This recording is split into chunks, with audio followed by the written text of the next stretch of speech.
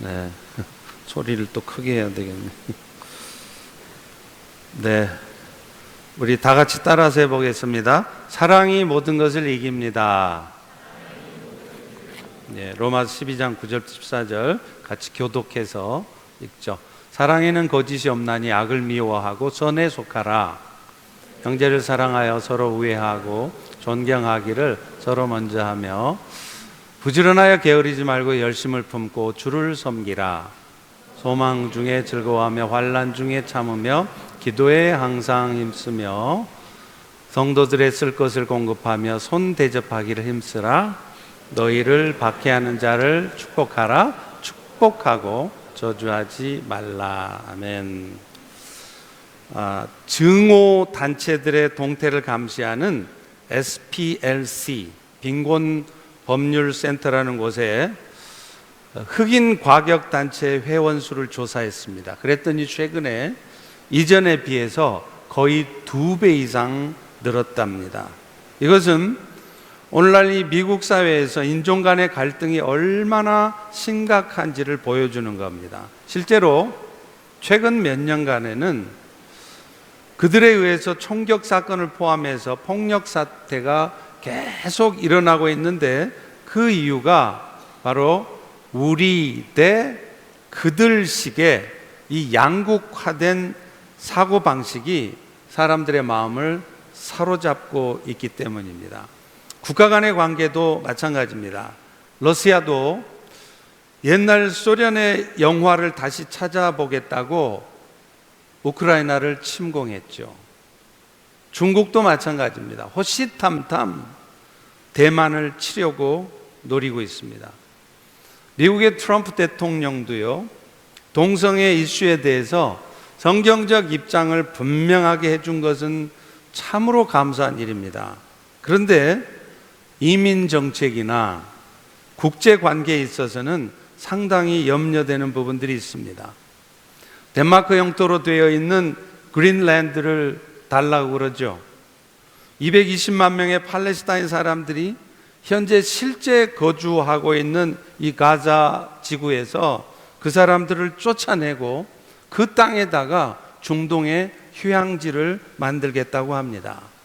또 미국의 국익을 위해서라고 하지만 전통적으로 동맹국의 역할을 잘 해왔던 나라들이죠. 캐나다, 멕시코, 그리고 심지어는 유럽 연합과도 이 고율의 관세를 부과하는 것 때문에 지금 심각한 갈등을 빚고 있습니다. 그런데 사실 이렇게 우리 대 그들식으로 서로 갈등하고 다투는 것이 있을 것을 성경은 이미 예언하고 있다는 겁니다. 마태복음 24장에 보면요, 마지막 때가 되면 많은 사람들이 사랑이 식어질 거래요. 불법이 성행할 것이며 서로 미워하고 죽이고 할 것이라고 예언하고 있어요. 오늘날 흑백 갈등이 보여주듯이 자국의 이익만을 추구하고 있는 이 국제관계에서 보여지듯이 우리 대 그들식의 나와 다른 사람들을 배척하고 증오하는 이런 상황들은 앞으로도 계속될 것이라는 겁니다. 그런 의미에서 오늘날 이렇게 점점 악해지고 강폐악해진 세상에서 우리 성도들에게 가장 필요한 것도 사실은 사랑의 마음이에요. 오늘 본문도 그것을 우리에게 말하고 있습니다. 사도 바울은 예수님의 십자가 연애로 영원한 생명의 은혜를 얻은 성도들이 어떻게 살아가야 될까? 로마서 12장부터 말하고 있잖아요. 그 첫 번째가 뭐였습니까? 지난 2주간 동안 살펴봤던 것처럼 산제사의 삶이었습니다. 내 삶의 주인이 여전히 내가 아니라, 내 인생은 내 것인 것이 아니라 내 안에 사시는 예수님이 내 인생의 주인이 되셨기에 그분께 내 인생을 맡기고 사는 거예요. 그래서 어떤 상황에서도 그것이 좋은 일이든 나쁜 일이든 지금도 주님의 선하신 뜻이 이루어지고 계심을 믿기에 내 생각 내려놓고 내 주장, 내 뜻 내려놓고 먼저 아멘 하고 살아가는 것, 이게 산제사입니다.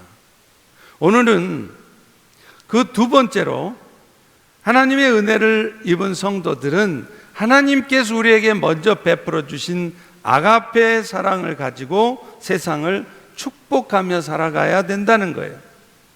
여러분, 사실 우리 삶이 산제사의 삶이 된다면요, 그 결과 우리의 삶은 너무나도 당연하게 아가페 사랑이 나타날 수밖에 없어요. 왜 그렇죠? 내가 철저히 죽어져요. 그래서 예수님께서 내 삶의 주인이 된다면 여러분의 생각도, 여러분의 말도, 여러분의 행동도 예수님처럼 나타날 것이고, 그것은 결국 아가페 사랑으로 나타나게 될 것이기 때문입니다.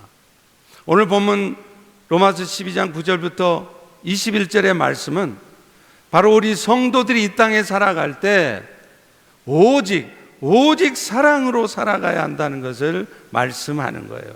우리 다 같이 9절을 다시 한번 읽어봅니다. 시작.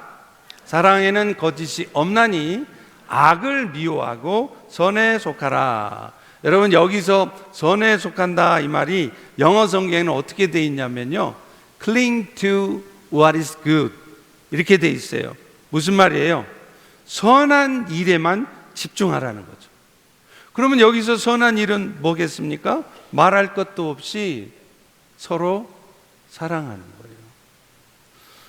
우리 모두가 사랑에 집중해야 되는 이유는 무엇보다도 우리에게 영원한 생명을 주신 예수님께서 우리 모두에게 그렇게 명령하셨기 때문입니다. 요한복음 13장 34절에 보면 예수님은 이렇게 여러분과 저에게 명령하세요.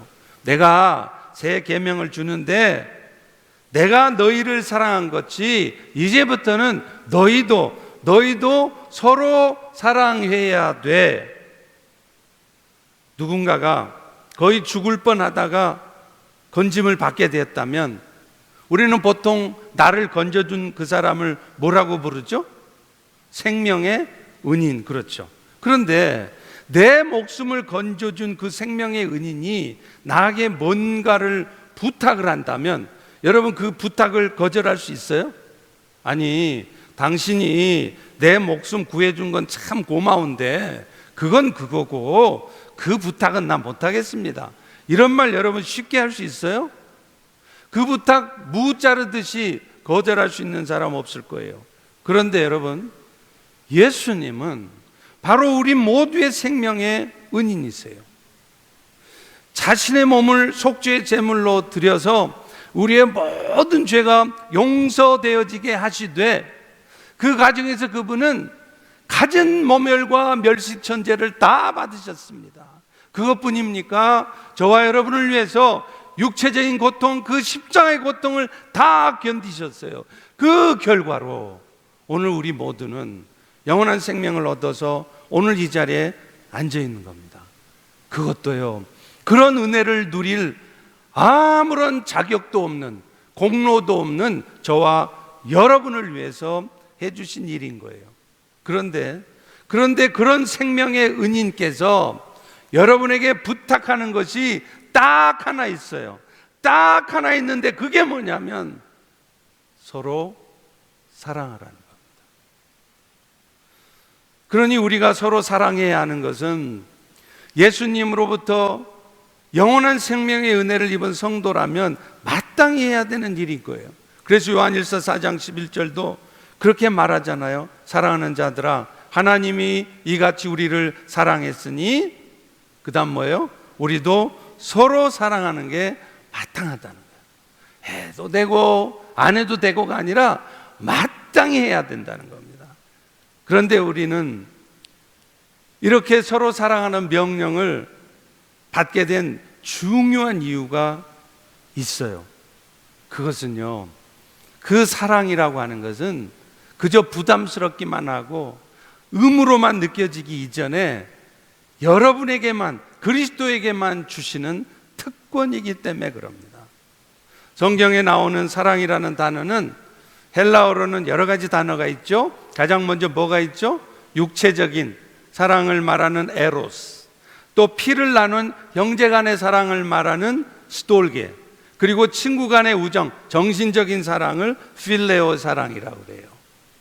그런데 이 세 가지 사랑은요, 사람이 하는 사랑이에요. 그러다 보니까 상황에 따라서 이 사랑은 변합니다. 또 왜곡되기도 해요. 젊은 연인들이 연애할 때는요, 죽고 못 살아요. 오빠만 믿어. 그렇게 살다가 막상 같이 살다 보면요, 그 오빠가 왼수가 됩니다. 왼수도 그런 왼수가 없어요. 왜 그렇습니까? 그 사랑이라고 하는 것이, 죽고 못 산다고 하는 그 사랑이라고 하는 것이 사실은 사람의 사랑이기 때문이라는 거예요. 변한다는 거예요. 보장 못 한다는 거예요. 그런데 오늘 본문에 쓰고 있는 사랑은 아가페 사랑입니다. 아가페 사랑은 사람 사랑이 아니라 하나님의 사랑이에요. 하나님의 사랑의 특성은 안 변한다는 겁니다. 결코 변하지 않습니다. 상대편이 연약해졌다고, 상대편이 마음에 안 든다고 달라지지 않아요. 너 변했다, 너 옛날하고 많이 다르다. 심지어는요, 상대편이 어떤 죄를 짓고 어떤 극악무도한 잘못한 행동을 했어도 그 사랑은 변화되지 않는다는 겁니다. 그리고 무엇보다도 그 하나님의 사랑, 아가페 사랑은 사람의 영혼을 구원시킨다는 거예요. 건져내는 사랑이라는 겁니다. 그런데 이 사람의 영혼을 구원하는 아가페 사랑은요, 세상 사람이 할 수가 없죠. 왜 그렇습니까? 오늘 세상 사람들 안에는 하나님의 사랑이 없기 때문에 그래요. 그러니까 그들은 아무리 사랑을 하려고 그래도 에로스, 필레오, 스테울게의 사랑은 해도 절대로 변하지 않는 아가페 사랑은 못한단 말이에요. 그런데 놀라운 것은 오직 그리스도인들, 오늘 이 자리에 앉은 저와 여러분만은 이 하나님만이 하실 수 있다는 아가페 사랑을 할 수 있다는 겁니다. 여러분, 일론 머스크가 수천만 불을 들여서 가난한 사람들에게 파리를 열어주고요, 먹을 것을 줬다고 하십시다. 그래봐야 일론 머스크가 베푼 그 사랑은요, 단 한 명의 영혼도 구원시키지 못해요. 그런데 우리 그리스도인들은 수천만 불이 아니라 여러분이 가지고 있는 단돈 100불의 돈을 가지고도 사람의 영혼을 살려내고 구원시킨다는 거예요. 그것은 우리 그리스도인들이 하는 사랑은 겉모습은 세상 사람들이 하는 사랑하고 비슷하지만 사람 사랑이 아니라 하나님의 사랑, 하나님만이 할 수 있는 아가페 사랑이기 때문입니다. 품질 자체가 달라요. 하늘 품질이라는 겁니다. 그러니 사랑하는 성도 여러분, 우리 그리스도인들에게 주님께서 너희들 내가 딴 거 아무것도 바라지 않아, 제발 서로 사랑하라고 명령하신 것은 그저 부담스럽고 의무가 아니라 정말로 특권 중에 특권인 것입니다. 일론 머스크도 해낼 수 없는 일을 여러분은 할 수 있기 때문입니다. 할렐루야, 할렐루야.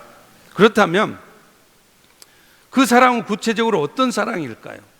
가장 먼저 이 사랑의 출발은요, 교회 안에 있는 지체들부터 사랑하라는 거예요. 그들을 존중하고 먼저 다가가서 사랑하라는 것입니다. 잘 들으십시오. 10절을 같이 보실래요? 형제를 사랑하고 우애하고 존경하기를 서로 먼저 하라. 사랑의 출발은 세상의 영혼을 사랑하는 게 아니라 먼저 교회 안에 있는 지체를 사랑하라는 거예요. 그 사랑도 피를 나눈 형제지간의 사랑으로 사랑하라는 겁니다. 여기 사랑이라는 단어가 헬라 원어가 필라델피아예요.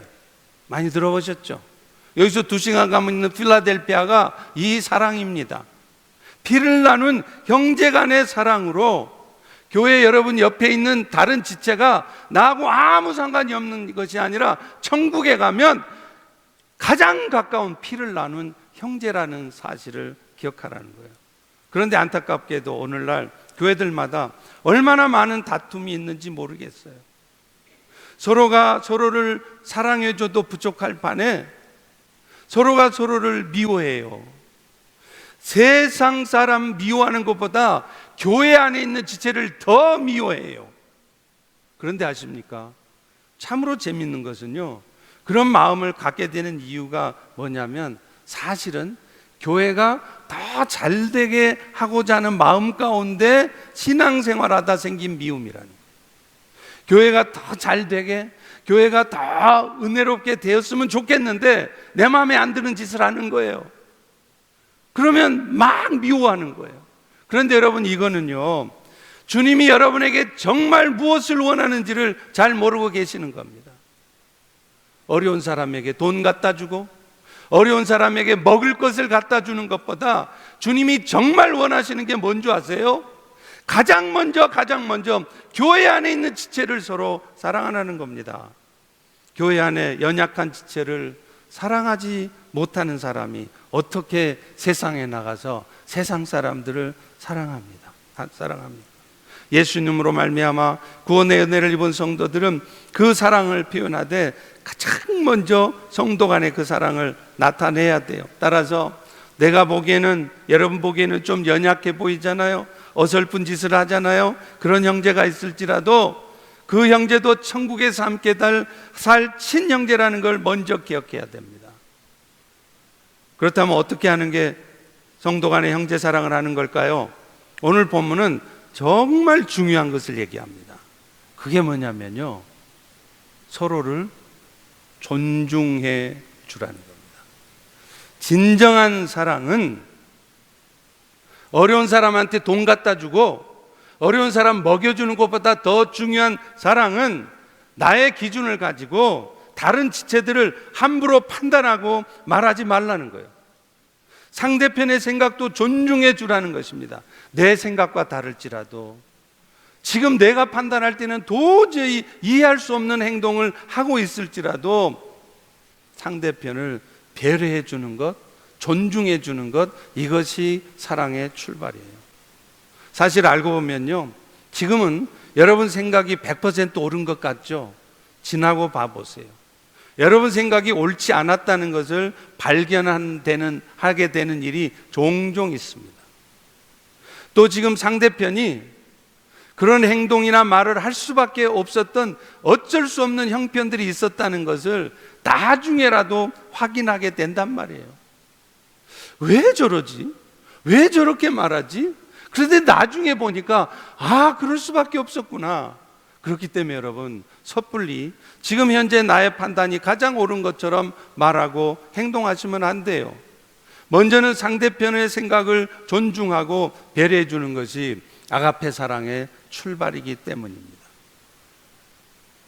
교회 공동체 안에서도요, 서로 존중해 주지 않을 때 상처를 입습니다. 그런데 반대로 조금 부족하잖아요, 잘 못하잖아요, 틀렸잖아요. 그래도 오히려 격려해 주는 말을 하고 배려해 주는 행동을 할 때 사람들은 그때 그리스도의 사랑을 느끼고 그때 교회가 비로소 교회다워지는 것입니다.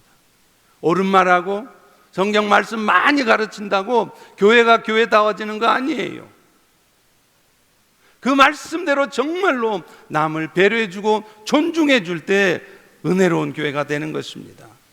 그리고 무엇보다도요, 그 사랑은 상대편이 다가와 주기를 기다려서 하는 게 아니라 내가 먼저 다가가서 하는 것입니다.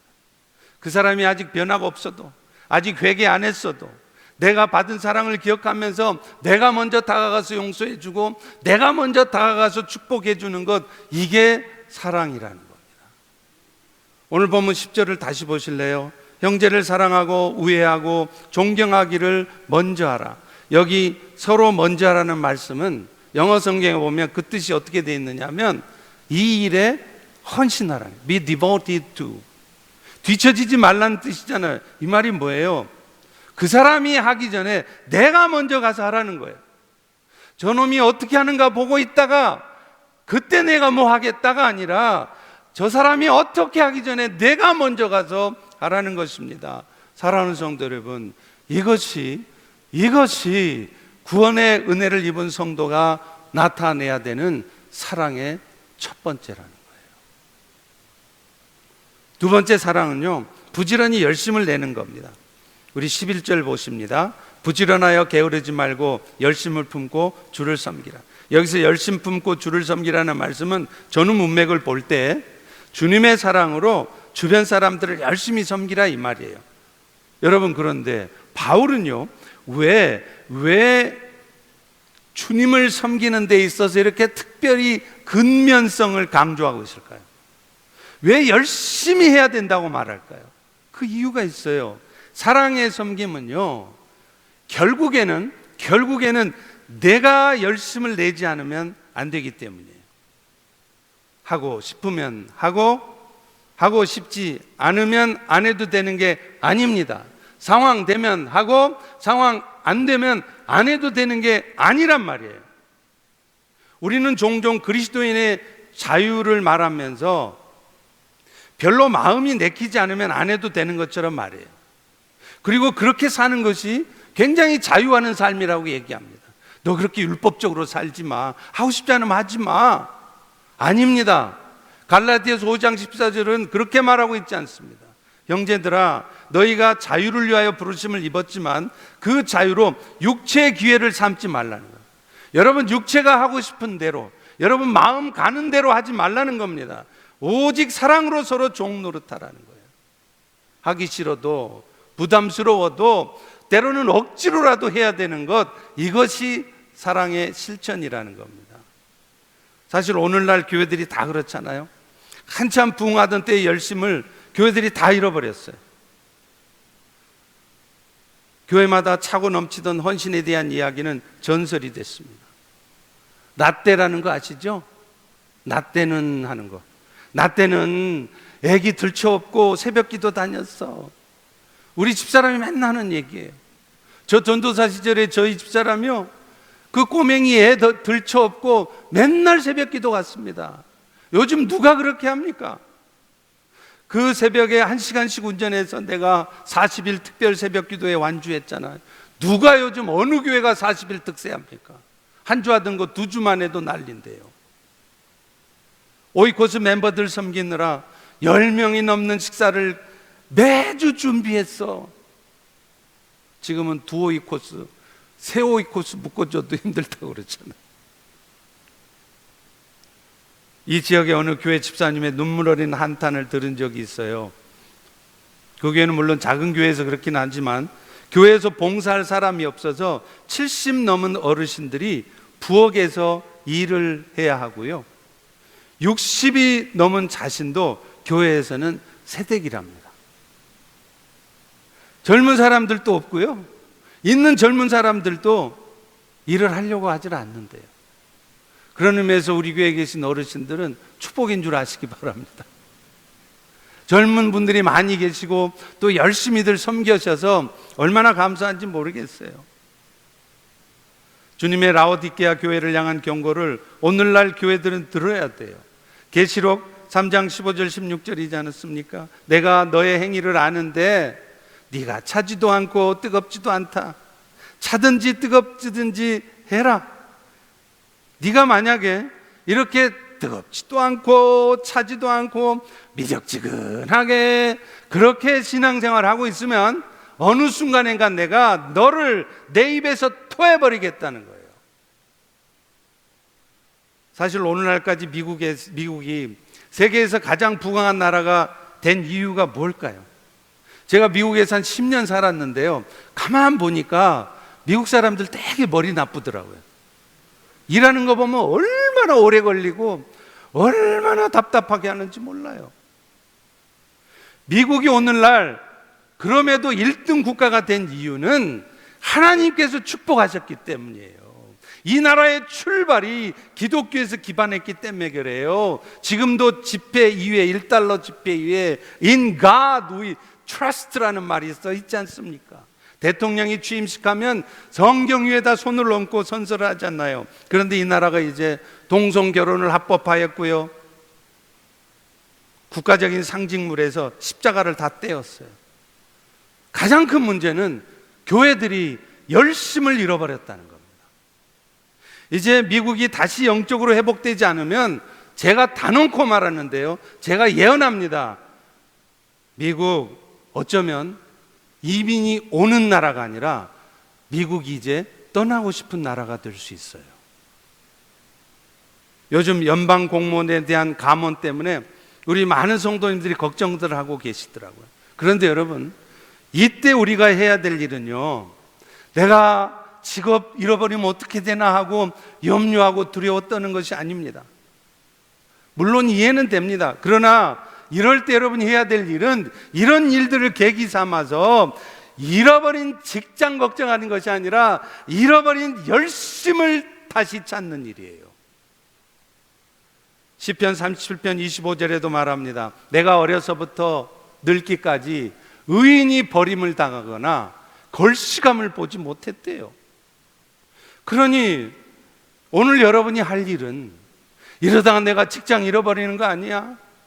또 이미 잃어버린 직장을 다시 찾느라고 애쓰기 전에, 그 전에 먼저 할 일은 내가 잃어버린 열심을 다시 찾으려고 애쓰시는 겁니다. 왜냐하면요, 어쩌면 여러분이 직업을 잃어버리게 될 위기에 처하게 된 이유도 하나님께서 그런 일들을 통해서 잃어버린 열심을 찾게 하시려는 것일 수 있기 때문입니다. 세 번째로 오늘 본문은요, 사랑은 어떤 상황 속에서 소망 잃지 말고 기도하면서 성도들의 쓸 것을 공급하는 일을 계속하는 거라고 얘기해요. 12절 13절 보십시오.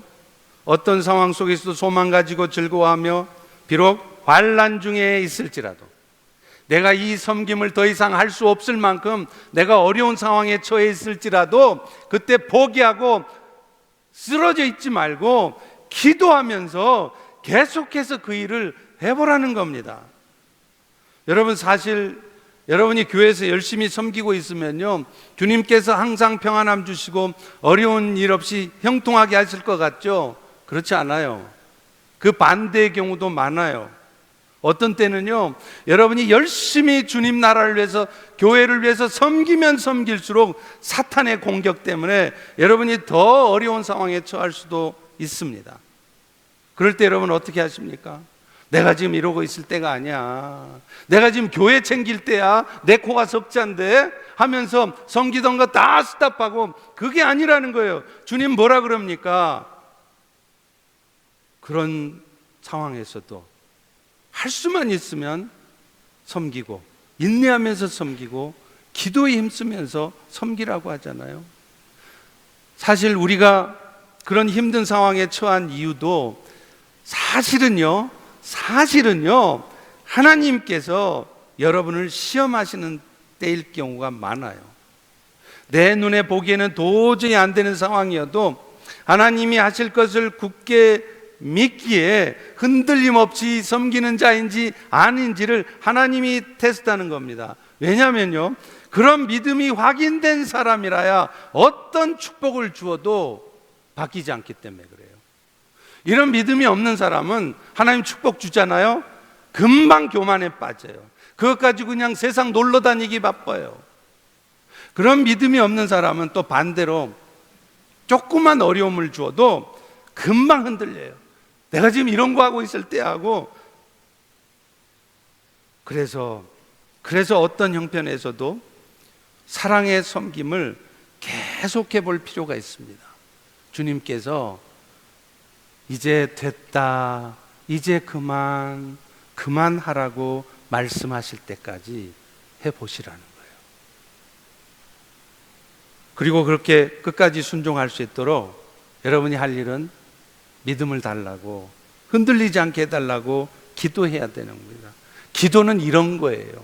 기도가 맨날 내가 필요한 거 달라고 쫄르는 게 기도가 아니라, 하나님의 뜻이 분명히 이건데 내가 그것을 할 만한 능력이 없습니다. 지쳐 있습니다. 나를 도와주셔서 하나님 뜻을 따라 살아가게 도와달라고 구하는 것, 이게 기도예요. 그러면요, 어느 순간 위로부터 그 일들을 감당할 힘을 공급하십니다.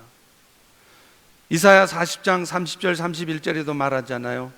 소년 사람들이라도 피곤하고 곤비하며 장정도 넘어지고 쓰러진대요. 그런데 안 쓰러지는 사람이 있답니다. 오직 여호와를 앙망한 자는 새 힘을 얻으리니 독수리 날개치며 올라감 같이 올라갈 것이고 다른 박질해도 피곤하지 않다는 겁니다. 조금만 일해도 피곤하다고 쓰러지는 게 아니라 달려가도 피곤하지 않도록 여호와를 앙망한 자에게는 하나님이 위로부터 힘을 준다는 거예요. 제가 중국에 있을 때도요, 시도 때도 없이 손님들이 오세요. 그런데 그 오시는 손님들은 대부분 누구냐면 선교사님들이에요. 그런데 여러분 아십니까? 선교사님들의 특징이 뭐죠? 돈이 없어요. 그러니까 선교사님들은 호텔로 안 가고 우리 집으로 와요. 근데 와도요, 미국에서는 한 3, 4주 전에만 얘기를 안 해줘도 난리가 나요. 왜 말 안 해줬냐고. 그런 분들 선교지 가서 살아보세요. 이 선교사님들은 3, 4주 전에 아니라 하루 전에 전화가 와요. 가도 될까요? 그런데 더 무서운 것은 언제 다시 떠날지 모른다는 거예요.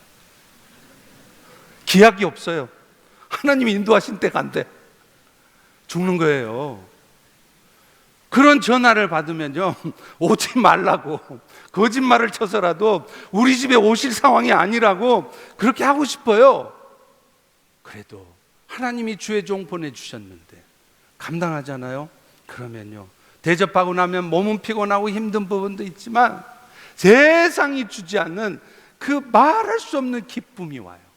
내가 힘들었지만 내가 이렇게 감당했던 이 기쁨을 주시는구나. 그 기쁨은 해보지 않은 사람, 맛보지 않은 사람은 몰라요. 그리고요, 그렇게 섬기고 나면 하나님께서 다른 방법으로 그 섬김에 대한 보상을 하십니다. 갑자기 손님들이 오시면 그 대접하느라고 돈이 나가잖아요. 나도 가뜩이나 쓸 돈 없는데 그 사람들 챙겨주느라고 내 돈 없잖아요. 그런데 하나님은요, 전혀 생각지도 못한 다른 사람들을 통해서 내가 물질적 도움을 받게 하세요. 또 혹은 오랫동안 기도 제목이었던, 해결되지 않았던 문제들이 그렇게 섬길 때 하나님이 해결되게 하세요. 왜 그럴까요? 사랑의 섬김이라는 것은 형편되면 하고 형편 안 되면 안 하는 것이 아니라 어떤 형편 속에서도 할 만한 가치가 있다면 어찌하든지 정말로 죽을 각오를 가지고 해볼 필요가 있다는 거예요. 그럴 때 여러분 정말로 하나님의 놀라운 역사를 경험하게 될 줄로 믿습니다. 마지막으로요, 사랑은 심지어 나를 박해하고 나를 핍박하는 사람까지 축복하는, 오늘 본문 14절 다 같이 한번 읽습니다. 시작. 너희를 박해하는 자를 축복하라. 축복하고 저주하지 말라. 여러분, 로마서를 바울이 쓸 때만 해도 엄청난 기독교를 향한 박해가 있었지 않습니까? 네로 황제는 어떻게 했습니까? 그리스도인들을 잡아다가 자기 정원에 불을 밝히느라고 그 그리스도인들 시체를 태웠잖아요. 그런데 바울은 복음을 전하면서 그렇게까지 자신들을 핍박하고 힘들게 하는 사람들, 그야말로 왼수도 그런 왼수가 없는데 그런 사람들조차 저주하지 말고 축복하라고 말해요. 17절 18절 보실래요? 아무에게도, 사람 가리지 말라는 겁니다. 아무에게도 악을 악으로 갚지 말고 모든 사람 앞에서, 사람 가리지 말라는 겁니다. 모든 사람 앞에서 선한 일을 도모하라. 할 수만 있다면 모든 사람과 화목하라. 여러분, 지금 이 말씀은 좀 신령해 보이는 목사님이나 선교사님 같은 특별한 사람한테만 한 말이 아니에요. 로마 교인들, 심지어 로마 황제로부터 엄청난 핍박을 받고 있는 그 로마 성도들에게 하고 있는 것입니다. 세상에는요, 눈에는 눈, 이에는 이라고 하는 탄류의 법칙이 있잖아요. 심지어는 그렇게 사는 것이 세상 똑바로 사는 것이라고 세상은 가르쳐요. 그런데 성경은 그렇게 가르치지 않습니다. 여러분들에게 해를 끼치고 심지어 여러분을 박해하는 사람들까지도 저주하지 말고 축복하래요. 나하고는 아무 상관없는 사람 축복해 주라고 그래도 할까 말까잖아요. 그런데 성경은 뭐라 그러냐면 나 마음에 상처 주고 나를 힘들게 하고 심지어 나를 핍박하고 받게 하는 사람까지 축복하래요. 그런데 여러분, 바울이 이런 말을 하는 데는 분명한 이유가 있습니다. 사람을 바꾸고 사람을 살려내는 것은 오직 이런 가운데서만 일어나는 일이기 때문에 그래요. 왜냐하면 사랑이, 아가페 사랑이 사람을 치유하고 변화시키는 능력이 있기 때문에 그렇습니다. 여러분이 아무리 여러분의 부하 직원을 야단치고 똑바로 가르쳐 줘 보세요. 고쳐지나? 아무리 여러분이 여러분 보스에게 컴플레인하고 따져 보세요. 상황이 바뀌나? 오늘 본문 20절은 이렇게 말합니다. 네 원수가 줄이거든 먹이고 목마르거든 마시게 해봐라. 그러면 숯불이 그 머리에 쌓아질 거라. 여러분, 이 말씀은 아주 중요한 말씀이에요. 왜 우리가 원수를 저지하지 말고 축복해야 하는지 그 이유를 말한 겁니다. 원수를 축복한다는 건 정말 쉽지 않죠. 저도 잘 알아요. 그런데 그렇게 할 때 어떤 일이 벌어지냐면요, 20절 후반부 보십시오. 뭐라 그러죠? 숯불이 그 머리에 쌓여진다는 거예요. 여러분, 성경에서 숯불은 뭡니까? 숯불은 회개를 상징해요.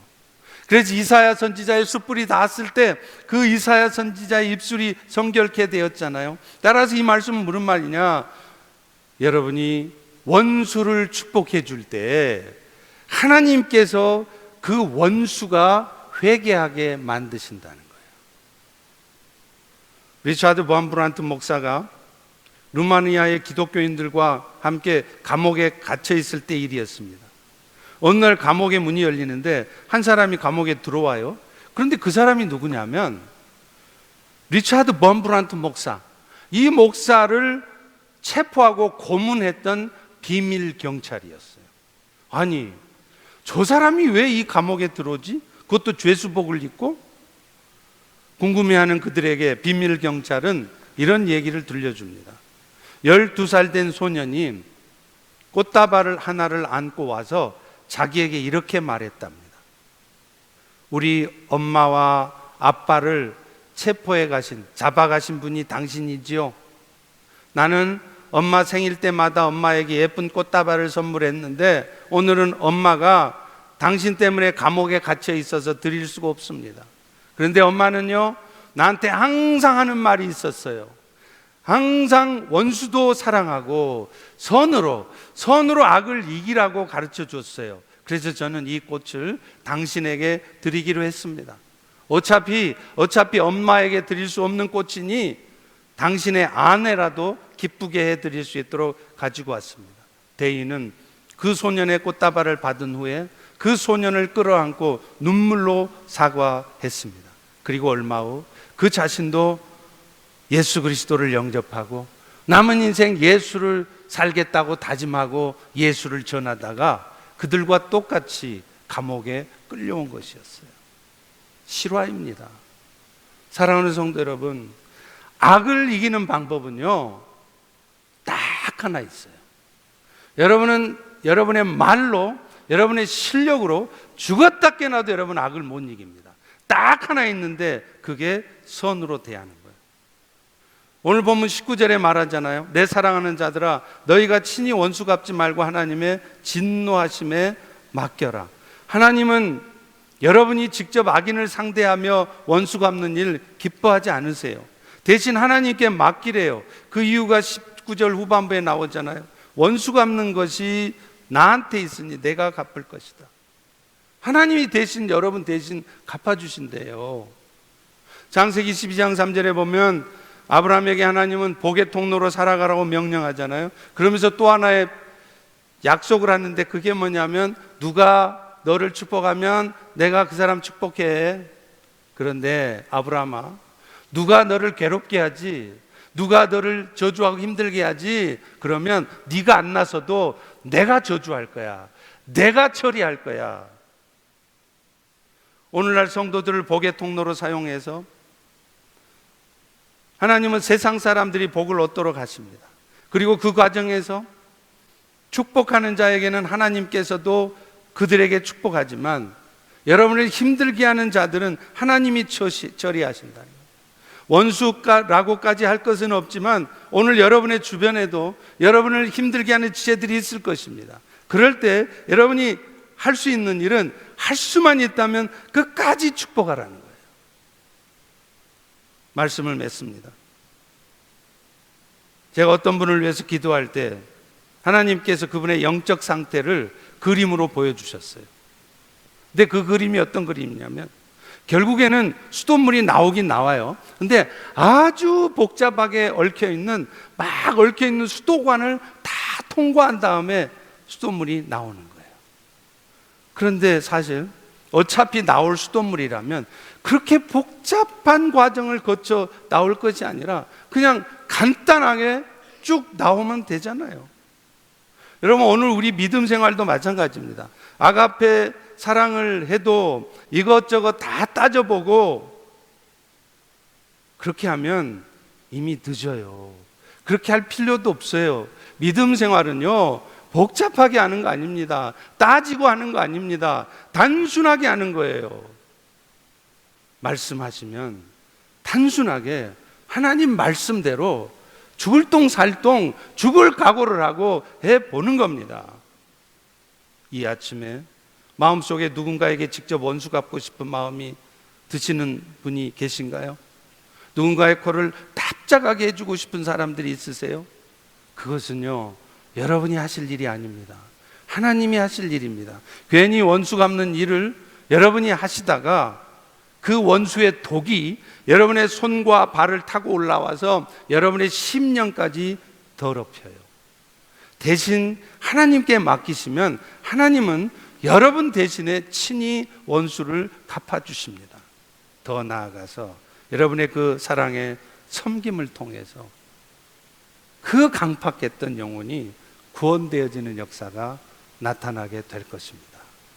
이런 은혜가 우리 모두에 있기를 축원합니다. 기도합니다. 하나님, 오늘도 구원의 은혜를 입은 성도들이 마땅히 해야 될 일이 무엇인지 어찌하든지 서로 사랑하라는 말씀을 주시니 감사합니다. 이 말씀대로 하나님의 말씀이기에 어찌하든지 말씀대로 해보고자 하는 우리 성도들의 삶에 정말로 하나님이 역사하는 것을 보게 하여 주시옵소서. 예수님 이름으로 기도합니다. 아멘. 우리 다